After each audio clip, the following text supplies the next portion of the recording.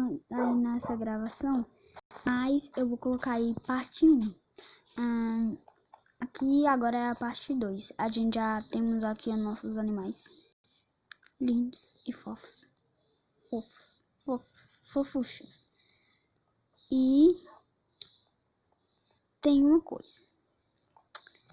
Nisso eu quero fazer um cachorro. Mas antes, vocês dois sempre vão ser as melhores pessoas que eu já conheci. E eu tô com fome. Carne.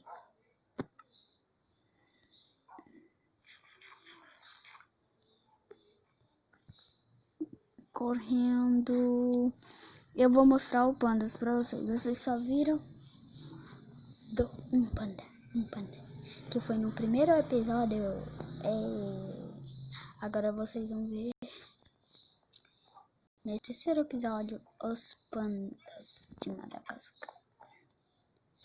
Pô, véi, tá chegando lama pra tudo que é canto. Matou? Eu matei. Tá, achava que tinha matado outra pessoa. Ovelha cinza, batiza os panda e galinha de ovo, não mexe aqui.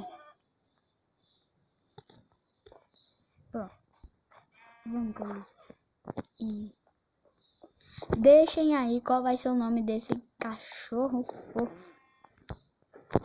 Lembrando que a gente conheceu ele na floresta. Então, deixem aí. Vamos. Vamos. Sigamos, vamos. Vamos chegar na nossa casa.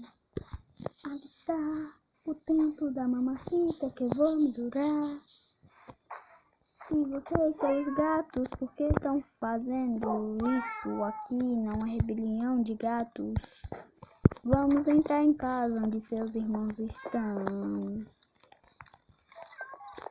Longe, mas em união. Taratatata.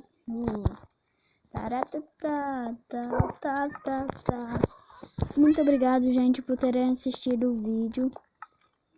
Espero que tenham gostado. Me sigam, se inscrevam e deixem um like. Até isso e fui!